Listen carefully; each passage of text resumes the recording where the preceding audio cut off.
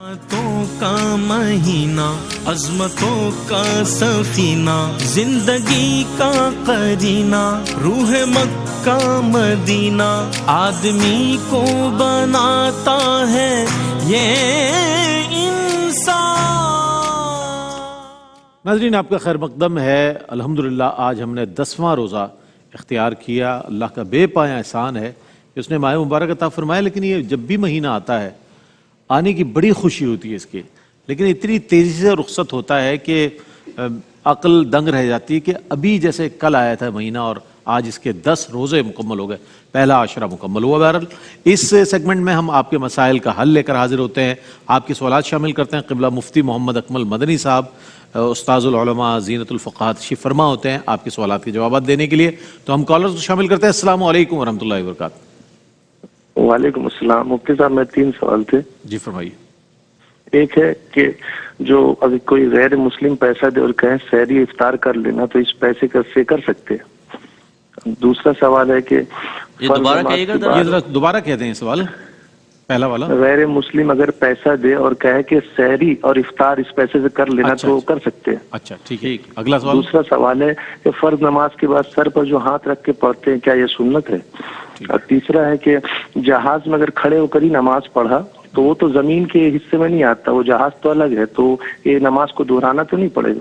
ٹھیک ہے جناب، بہت شکریہ آپ کا۔ ایک اور کالر ہے ہمارے ساتھ۔ السلام علیکم۔ السلام علیکم۔ وعلیکم السلام۔ جی فرمائیے، سوال بتائیے۔ جی، میرا سوال یہ ہے کہ جو ہم ایمرجنسی کے لیے کوئی بھی ایمرجنسی کے لیے ہم اماؤنٹ اپنے پاس رکھتے ہیں، تو کیا اس پہ زکوٰۃ ہوگی اور کیا شرائط ہیں اس کی؟ ٹھیک ہے ٹھیک ہے، اور کوئی سوال آپ کا؟ بہت شکریہ۔ ایک اور کالر ہمارے ساتھ ہیں تو انہیں بھی شامل کر لیتے ہیں، پھر مفتی صاحب کی جانب بڑھیں گے۔ السلام علیکم۔ ٹھیک ہے جی، مفتی صاحب کیا فرماتے ہیں؟ بسم اللہ الرحمن الرحیم۔ دیکھیں، غیر مسلم سے دینی معاملات میں پیسہ لینا یہ مناسب نہیں ہوتا۔ اس کی بس یہ صورت ہو جائے گی کہ اگر آپ نہ لیں تو اس کے دل میں نفرت پیدا ہوگی، بغض بٹھا لے گا، کینہ بٹھا لے گا، اور پھر وہ اسلام یا مسلمان دشمنی ظاہر ہوگی۔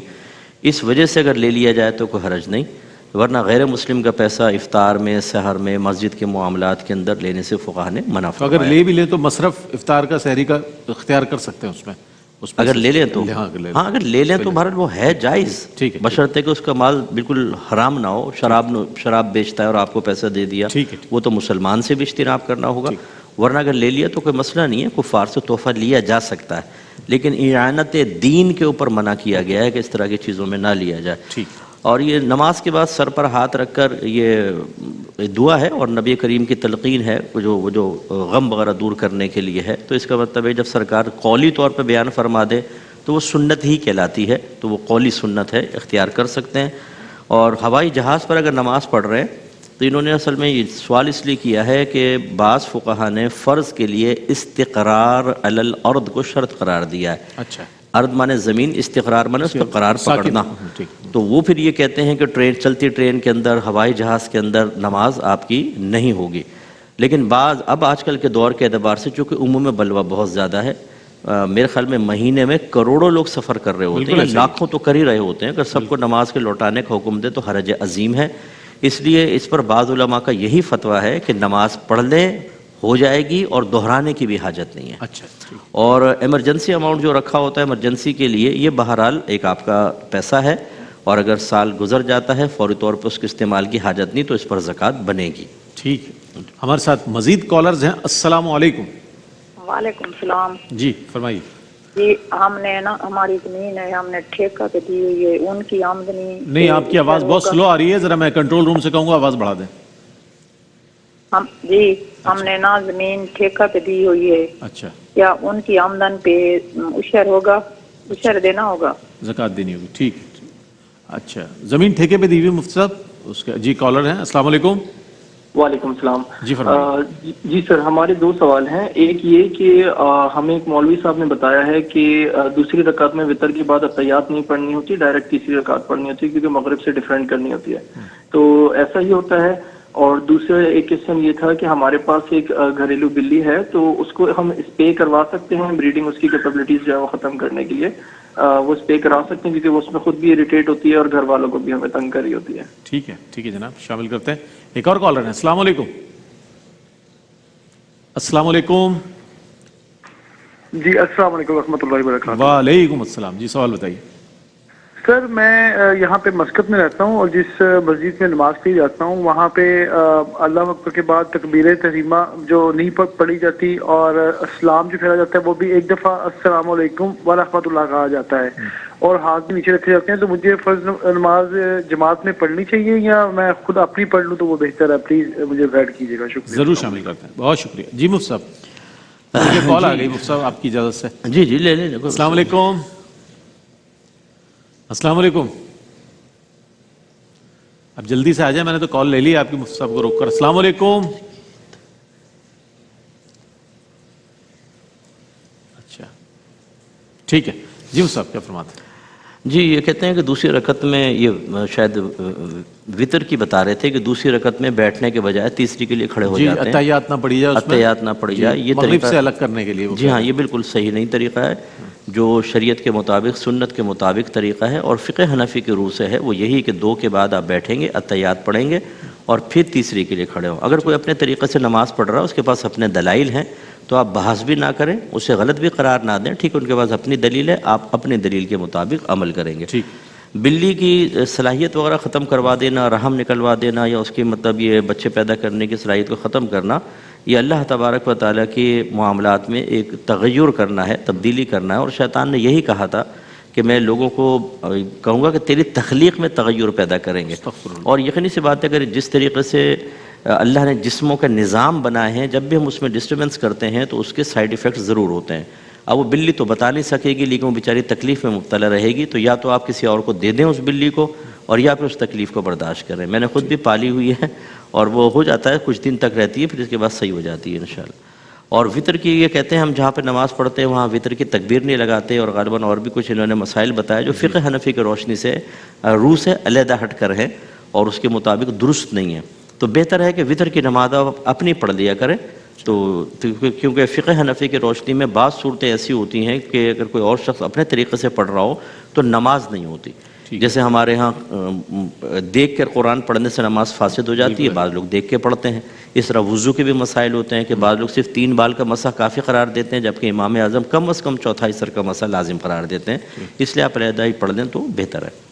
सर कॉलर हमारे साथ। अस्सलाम वालेकुम। वालेकुम अस्सलाम। जी जनाब। सर जी, मुझे ये मौलाना साहब से बात करनी है कि एक वालिद है, अपने बाल बच्चों को अपने मकान से महरूम करके अपने भाई को जो है ना वो मकान दे दिया है ना। बीवी है, एक बेटी है, 2 बेटे हैं, दोनों को जो है ना अपने घर से निकाल के वो अपना मकान जो है अपने भाई के नाम पे कर दिया। ठीक है, आप दूसरा सवाल कर लें। बहुत शुक्रिया। एक और कॉलर है। अस्सलाम वालेकुम। अस्सलाम वालेकुम। आपकी आवाज़ बहुत स्लो आ रही है मोहतरमा, ज़रा सा ऊंचा बोलेंगे तो हमें आवाज़ आ जाएगी। हेलो। वालेकुम। जी फरमाइए।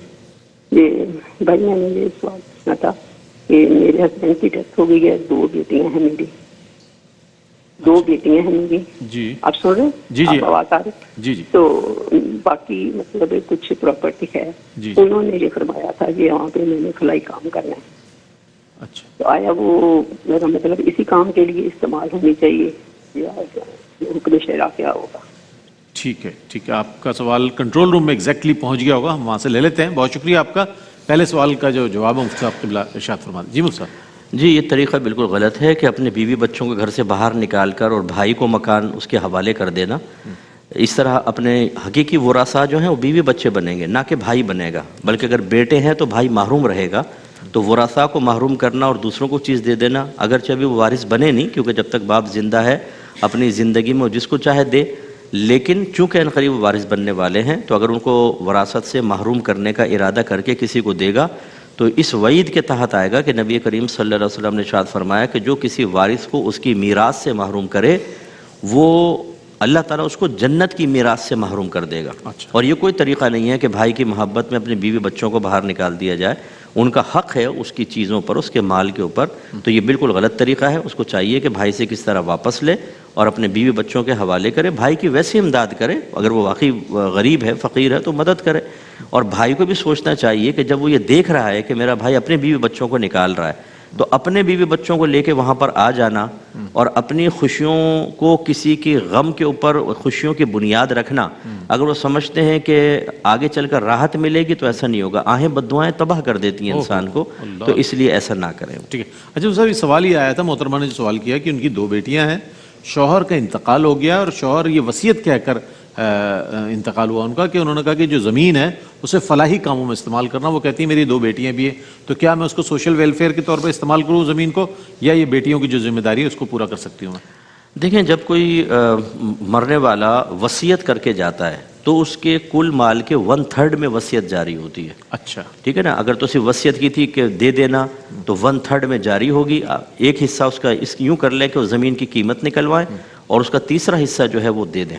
اچھا، تو یہ اس طریقے سے، بلکہ آخری وقت میں اس طرح کی وصیت کرنا کہ کوئی وارث محروم ہو رہا ہو، یہ شرعاً صحیح نہیں ہوتا ہے. اب ہمارے ہاں المیہ یہ ہے کہ ہم لوگوں یہ سمجھتے نہیں ہے کہ اپنے ورثاء کو محروم کر کے آپ کسی کو کوئی چیز دے رہے ہیں تو اس میں وبال آخرت بھی ہو سکتا ہے. دین کے بارے میں پتہ نہیں ہوتا، گائیڈ لائن پوری لیتے نہیں ہیں، یا کسی کو اگر وقف کر رہے ہیں تو ان کو چاہیے کہ وہ سمجھائیں ان کو کہ آپ ہمیں ایسے براہ راست نہ کریں کہ آپ کے بیوی بچے ہیں کہ نہیں، ان کا بھی تو حصہ رکھیں. ان کو محروم کر کے آپ فلاحی کاموں میں اگر لگا دیں گے تو فلاحی کام میں لگانا اچھی چیز ہے، لیکن وارث کو محروم کرنا، اس پر تو جنت کی میراث سے محرومی کی وعید ہے، جیسے ابھی میں نے حدیث عرض کی، تو یہ نہ کیا جائے. بہت شکریہ ادا کریں مفتی صاحب آپ کی تشریف آوری کا. ناظرین محترم، دین کی آگہی، مسائل سے آگہی اور دین کی سمجھ کے لیے، اپنے مسائل کے حل کے لیے روزانہ کی بنیاد پر آپ یہ نوٹ کر لیں کہ اذان فجر کے بعد فوری بعد ہم جو ہے حاضر ہوتے ہیں اور آپ کے مسائل کا حل لے کر. قبلہ مفتی محمد اکمل مدنی صاحب تشریف فرما ہوتے ہیں. جتنے تعداد میں ماشاءاللہ ہمارے پاکستان بھر سے اور دنیا بھر سے کالرز آتے ہیں، میں ان کا شکریہ بھی ادا کرتا ہوں. اگر کوئی ٹیلی کمیونیکیشن میں کوئی مسئلہ ہو اور آپ کی کال نہیں مل رہی ہو تو اس کے لیے معذرت بھی، لیکن کوشش کیا کریں کہ شامل ہو جائیں تاکہ آپ کو قرآن و سنت کی روشنی میں جوابات آپ تک پہنچائے جا سکیں. اس کے ساتھ ہی اپنے میزبان محمد رئیس احمد کو اجازت دیجیے. اللہ حافظ. رحمتوں کا مہینہ، عظمتوں کا سفینہ، زندگی کا قرینہ، روح مکہ مدینہ، آدمی کو بناتا ہے یہ انسان.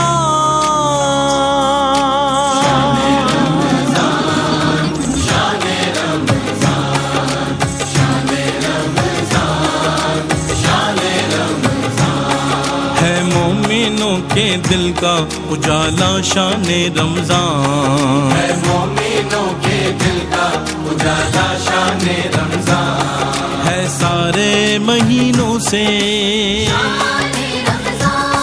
ہے سارے مہینوں سے نرالا.